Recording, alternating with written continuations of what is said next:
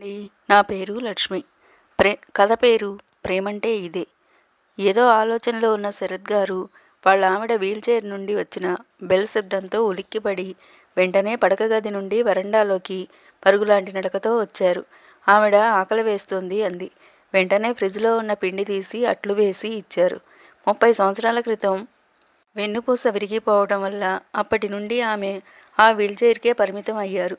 ఆవిడ పడుకుంటాను అంటే వెంటనే మంచం మీద జాగ్రత్తగా పడుకోబెట్టి ఆమె నిద్రపోయే వరకు అక్కడే ఉండి ఆయన ఆమెనే చూస్తూ గతం అంతా గుర్తు చేసుకున్నారు. శరత్ ఒక ప్రైవేట్ కంపెనీలో ఉద్యోగం చేస్తున్నాడు. 3 అన్నదమ్ములు. తండ్రి రిటైర్డ్ గవర్నమెంట్ ఉద్యోగి. అనుకోకుండా తల్లి అనారోగ్యంతో మరణించింది.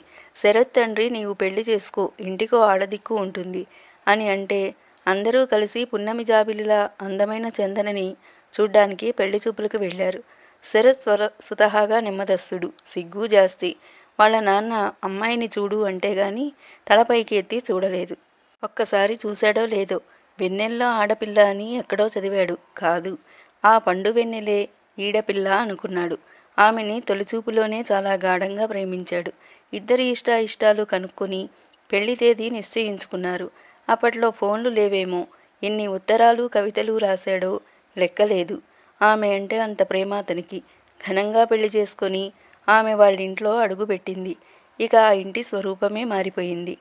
ఆమె అణకువ ప్రేమ అభిమానంతో అందరి మనసుల్ని గెలుచుకుంది. తన భార్యకు అందమైన రూపమే కాదు, ఇంకా అందమైన గుణం కూడా ఉన్నందుకు సంతోషించాడు. అలా సంవత్సరాలు గడుస్తున్నాయి. మరుదుల పెళ్ళిళ్ళు. వీళ్ళకి పాప బాబు పుట్టి కొంచెం పెద్దవాళ్ళయ్యారు. ఆమె కూడా స్కూల్లో టీచర్గా చేరింది.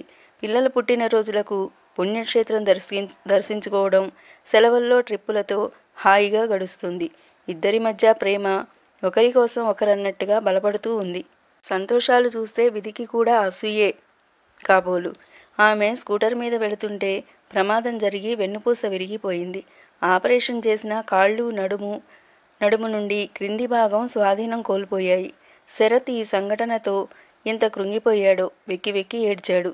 చివరకు తానే సంభాళించుకొని నేనే ధైర్యం కోల్పోతే ఆమె ఇంక ఏమైపోతుందో అని అనుకుంటూ, నేను ఆమెను భార్యగా ఎంతో ప్రేమించాను. ఇప్పటి నుండి ఇంకా ఎక్కువ ప్రేమ, ఒక తండ్రిలా ప్రేమించాలి.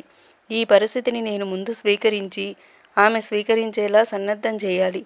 ఆమె జీవితంలో ఒక్కసారి కూడా ఏమిటి దేవుడా ఈ జీవితం అని విరక్తి కలగకుండా కంటికి రెప్పలా చూసుకోవాలి అని నిర్ణయం తీసుకున్నాడు. అతను ఆమెను తొలిచూపులోనే ప్రేమించాడు. పరిస్థితులు తారుమారైతే వీగిపోయే ప్రేమ కాదది. ఆ ప్రేమ స్ఫూర్తితోనే ఆమెను అతను జీవితాంతం కూతురిలా కాపాడుకున్నాడు.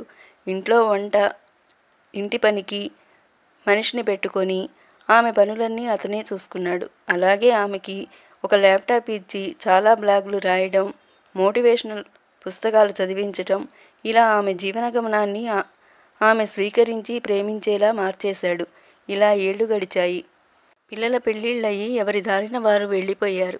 వాళ్లతో ఉండమన్నా వాళ్ళకి భారం కాకూడదని వాళ్ళింట్లోనే ఉండి వాళ్ళు ప్రేమించే పుస్తకాలు, ప్రేమించే తోట పని, ప్రేమించే సత్సంగం, ప్రేమించే సేవా కార్యక్రమాలు, వీటితోనే వాళ్ళ ప్రేమ సామ్రాజ్యం అందరికీ ఆదర్శమయ్యింది.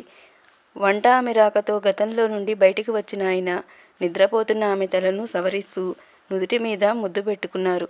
అదే ప్రేమతో ఆనాడు పెళ్లిలో అందరి ముందు పెట్టుకున్న ప్రేమతో కూడిన అదే ముద్దు జీవితాంతం నేను నీకు ఇదే ప్రేమ అందిస్తా అనుకుంటూ నిద్రపోతున్న ఆమె కళ్ళ నుండి నీళ్లు. ఈ ప్రేమకు ఏమిచ్చి రుణం తీర్చుకోవాలి అనుకుంటూ. అసలు ప్రేమ అంటే ఇదే. ఊహలలో కాదు, ఊహించని పరిస్థితులు ఎదురైనా భాగస్వామిని ప్రేమని గెలిపించటం, స్ఫూర్తిని ఇవ్వటం. నిజమైన ప్రేమకు అర్థం అదే ప్రేమ. మా వీడియో మీకు నచ్చినట్లయితే లైక్ చేయండి, షేర్ చేయండి, కామెంట్ చేయండి, అలాగే సబ్స్క్రైబ్ చేయండి. Thank you all.